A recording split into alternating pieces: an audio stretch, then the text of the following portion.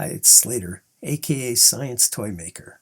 Some people want to do everything themselves, even cut their own foam for Walkalong Gliders. If you're handy, you can turn packaging foam, normally thrown into the trash, into graceful Walkalong Gliders. Kind of a satisfying alchemy.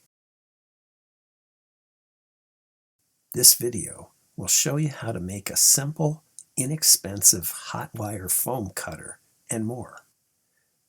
Everyone's first thought is, why not just use paper instead of thin foam sheets? This paper is 8 times heavier than this thin sheet of foam.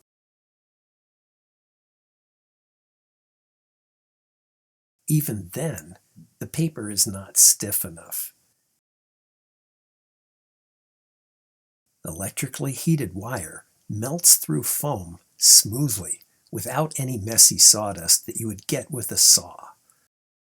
Nickel chromium, or nichrome wire, used to be the only resistance wire, or hot wire, available, but now there's a new generation of super alloys that are practically unbreakable.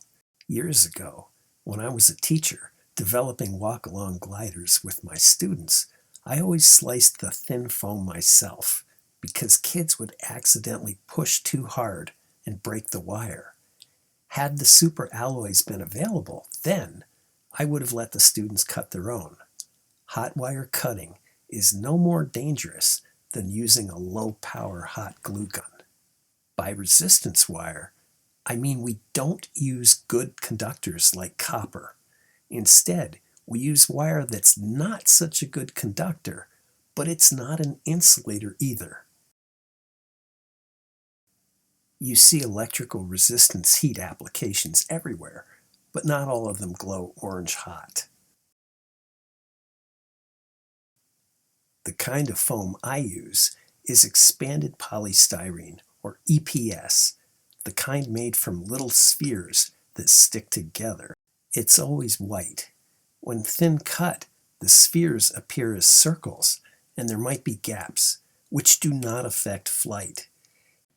You might be familiar with a different kind of foam. It's called extruded polystyrene, or XPS.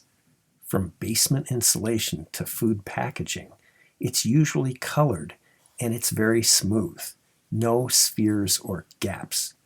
You can hot wire cut it, but I do not use it for gliders because it's much heavier than EPS.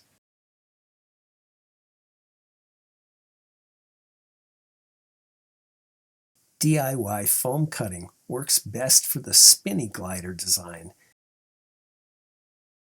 and big fixed wing gliders because they use thicker foam, so thickness variations don't matter much. My design does not look like most foam cutters because it's for cutting sheets, not shapes. The hot wire is held in tension with rubber bands because it expands, gets longer when heated. Listen to the pitch change when I pluck the wire, with and without power applied. The hot wire is powered by the cheapest 6-volt power supply I could find. We adjust the temperature by moving the alligator clips closer together or farther apart. We adjust the thickness of the foam sheet by how high off the board these 2 round screw heads are. The higher the wire, the thicker the sheet will be. I use tall screws to hold the rubber bands because that'll create some upward force on the wire.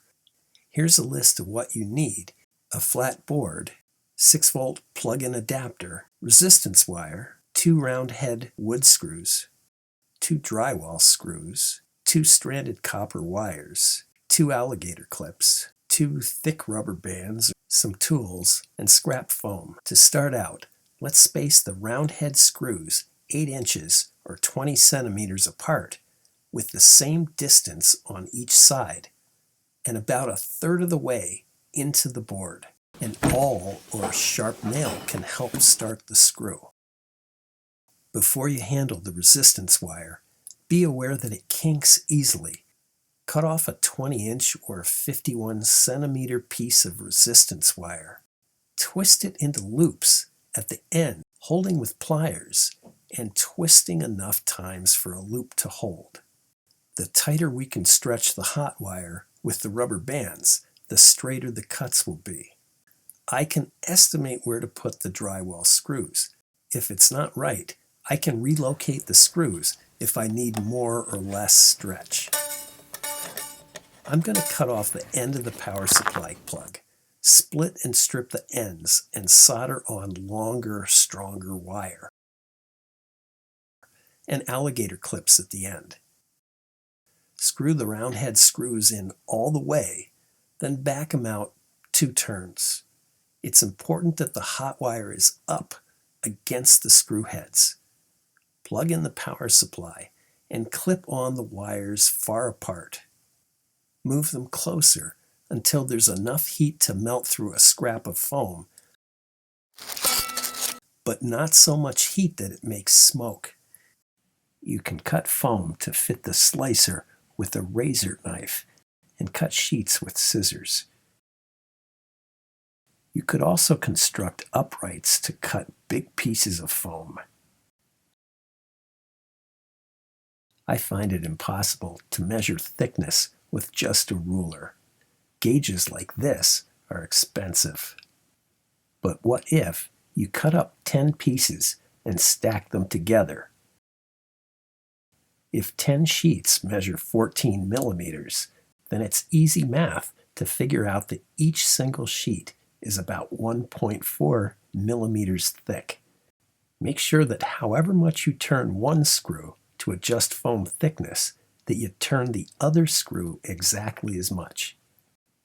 Here are some thoughts about how thick to slice the foam, also replicated in the video description. I was surprised to learn that EPS foam is not uniform. There's a wide variation in density, bead size, and fusion, which is how well the spheres stick together.